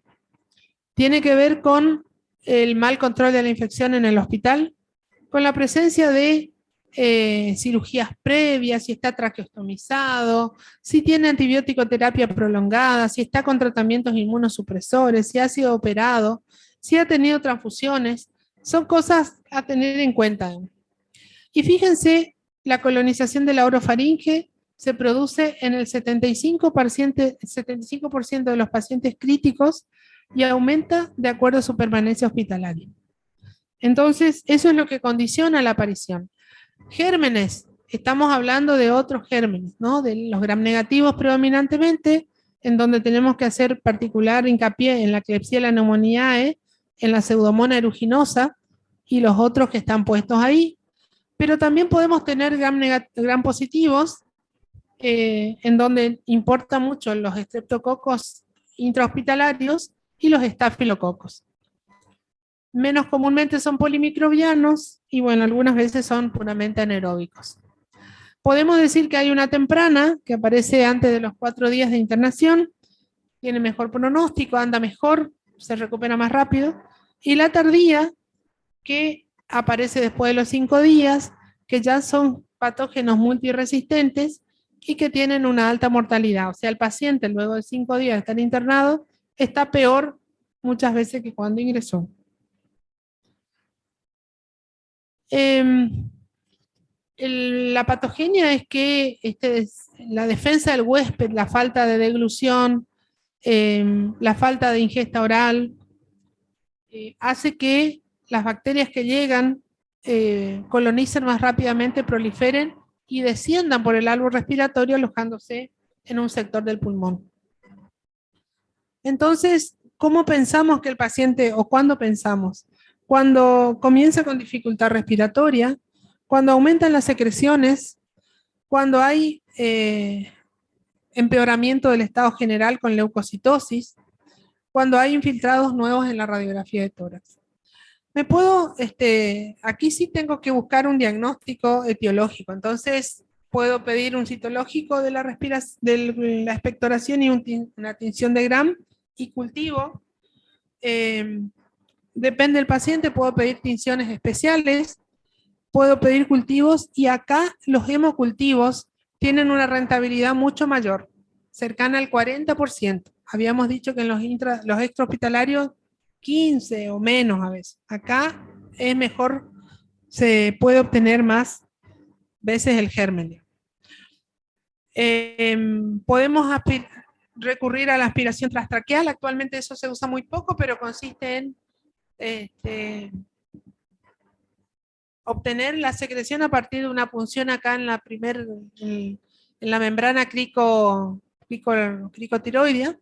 Entonces se incide ahí con un trocar y se aspira la secreción. Eso generalmente ya no se está haciendo mucho, pero podemos recurrir a la fibrobroncoscopía o a lo que le llaman los terapistas el minival, que es cuando lo intuban, toman una muestra del tubo orotraqueal, o si no, hacer directamente las biopsias pulmonares, por punción, o sea, percutánea, o a cielo abierto, que son las menos frecuentes de hacer. Entonces, el diagnóstico, cambiaron los signos vitales, empeoraron. Cambió la oxigenación, buscamos la PAFIS, que es la relación entre la presión arterial de oxígeno y la fracción inspirada. Cambiaron las secreciones respiratorias, el color, la cantidad. Aparecen crepitantes en la radiografía. Eso me sirve para pensar que puede estar habiendo una neumonía intrahospitalaria.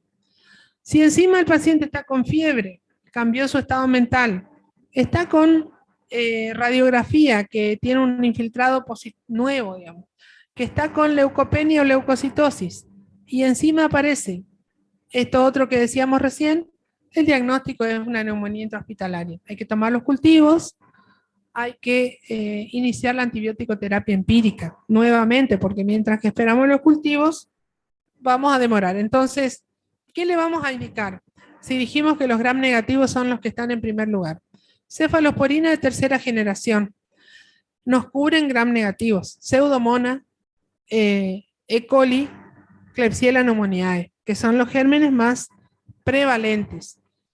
Ahora, si yo tengo un paciente que tiene riesgo para estafilococo meticilino resistente, múltiples punciones por piel o lesiones en piel, en donde veo que hay supuración, vías venosas centrales, yo puedo considerar o puedo pensar que que puede tener un estáfilo, y ahí sí le agrego la vancomicina. Y agrego vancomicina porque obviamente cubro el resistente primero. Si después el cultivo me dice que es sensible, bueno, le cambio a una cefalosporina de primera generación, pero si no le pongo ya lo que sé que va a andar.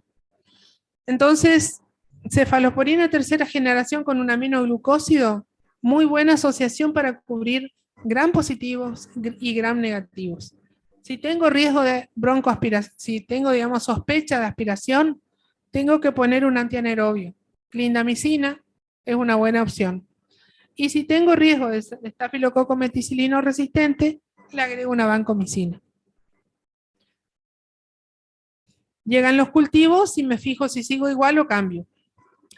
Eso se puede prevenir, entonces el control de las infecciones hospitalarias es necesario, el cuidado del paciente, entonces la higiene bucal, no estar tocando excesivamente los circuitos del respirador y hacerlo con asepsia, o sea, guante estéril, tener, digamos, sistemas para higiene permanente de la zona para no contaminar el sistema. Todo eso que está puesto ahí es necesario. Medidas antiescaras, entonces la principal medida antiescara es la movilización del paciente que está en coma. Cada 2 horas hay que cambiarlo de posición. Una medida que disminuye es usar los controles, los colchones antiescara, pero no significa eso que no lo voy a rotar, lo tengo que seguir rotando, ¿no? Cada 2 horas lo cambio de posición. Proxilaxis tromboembólica. Todo paciente que está con una infección respiratoria y que lleva más de 3 días de internación debe estar con heparina profilaxis para evitar la trombosis venosa profunda. Bueno, esto se lo voy a pasar.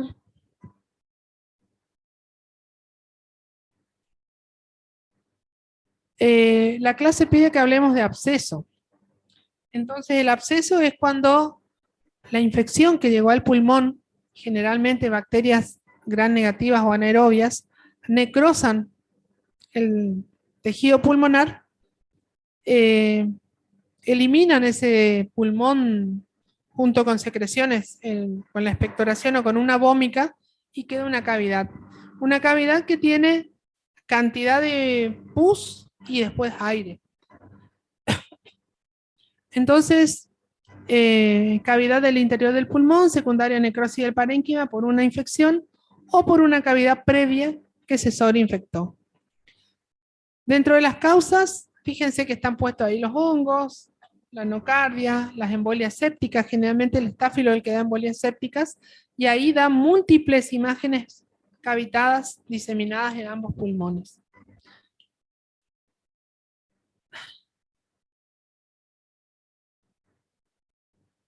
Debemos tratar de rescatar el germen, entonces el esputo sería lo más fácil. El tratamiento es una combinación de drenaje quirúrgico más tratamiento antibiótico prolongado. Entonces, el drenaje puede ser por toracocentesis, por toracotomía, por cirugía a cielo abierto, dependiendo la situación. El antibiótico tiene que ser por lo menos 21 días y generalmente lo ponemos 4 semanas. Y debemos cubrir los gérmenes gram negativos y anaerobios. Entonces, un buen esquema es ceftriaxona con clindamicina, pero fíjense que podemos poner ceftriaxona más penicilina. La penicilina cubre espectacularmente bien los anaerobios de boca. Levofloxacina me cubre gram negativos, clindamicina me cubre anaerobios, o el imipenem, que me cubre prácticamente todos los gérmenes menos el estafilococo, asociado con penicilina para una mejor cobertura de anaerobios. Cualquiera que pongamos, a las 48 horas vamos a tener un antibiograma, un germen con antibiograma, y habrá que ajustar o no. Entonces, aquí ven una imagen, en este caso, una imagen de absceso en el pulmón izquierdo, no podemos decir si es lóbulo superior o inferior. Aquí en pulmón derecho, aparentemente el lóbulo medio.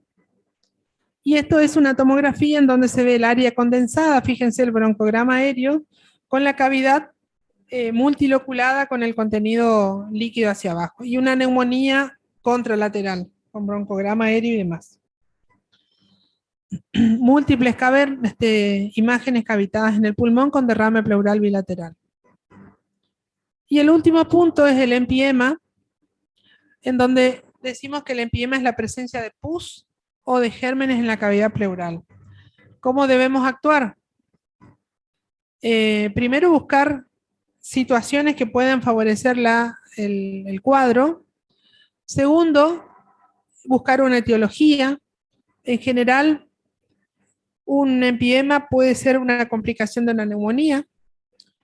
Es raro que se presente empiema de primera instancia, digamos. O sea, pudo haber sido una neumonía no detectada y evolucionó al empiema.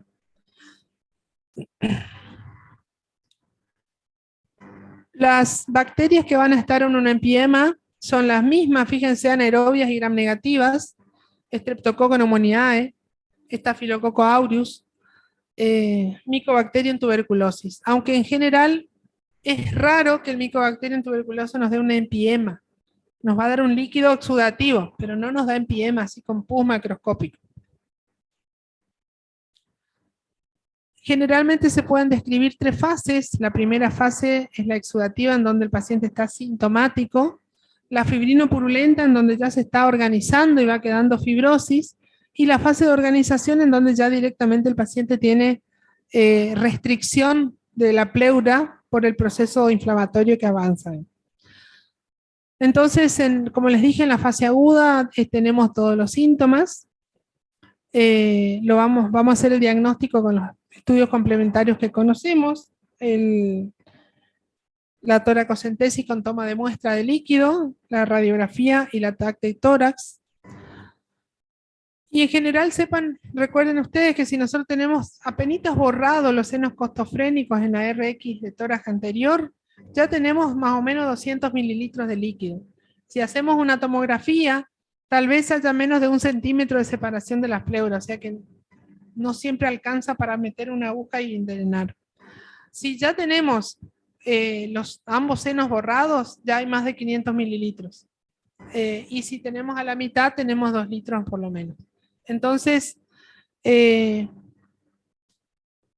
los pequeños derrames se puede intentar solamente el tratamiento antibiótico. Los que tienen posibilidad de drenaje y son de escaso volumen, se puede intentar drenar todo por toracocentesis y retirar. Y las que son ya de moderado o gran volumen, hay que colocar un tubo en tórax para drenaje correcto. Entonces, ¿cómo sabemos que es un empiema? Sacamos líquido y es pus. Ya está el diagnóstico, no hace falta más. Confirmamos con el estudio físico-químico, bacteriológico, pero ya está hecho el diagnóstico.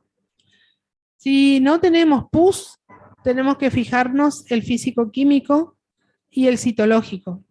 Si tenemos abundantes polimorfonucleares, si tenemos glucosa baja, LDH alta, generalmente encima de 1000, y proteínas más de 3, y un pH inferior a 720, algunos dicen 710, es un empiema.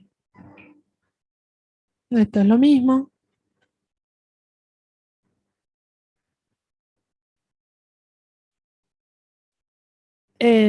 Lo bueno es que generalmente son por un solo germen, entonces uno puede con el cultivo saber cuál es el germen y tratar adecuadamente. Estas son diferentes causas de empiema. En el caso de los abdominales, acuérdense las conexiones que hay entre el diafragma que digamos unen tórax, abdomen. Siempre hay que considerar estas enfermedades predisponentes, y el tratamiento entonces es médico, el antibiótico, y la colocación del tubo pleural por toracotomía mínima, o si no la toracoscopía, generalmente es video asistida, en donde despegan todas las adherencias de la pleura parietal y visceral, o directamente toracotomía con resección de parte de la pleura parietal. Bueno, y esta creo que es la última.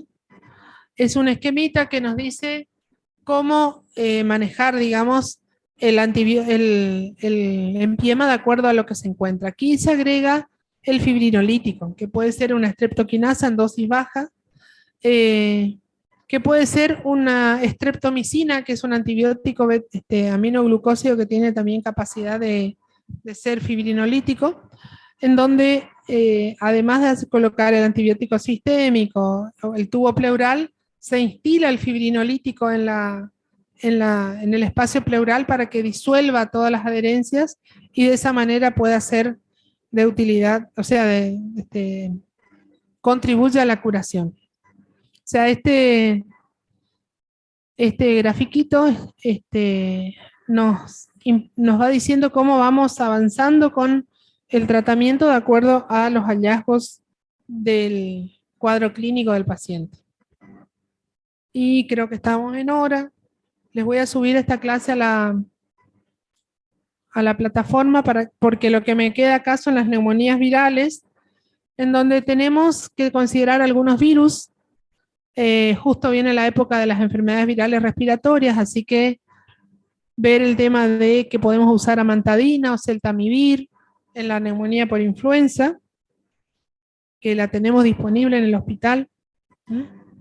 y otros virus que son menos, que no tienen, digamos, algunos no tienen tratamiento específico.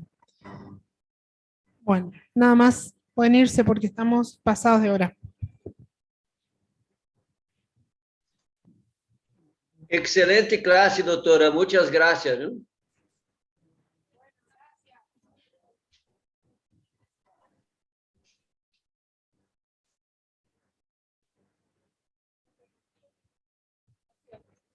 É um tema muito largo, prof.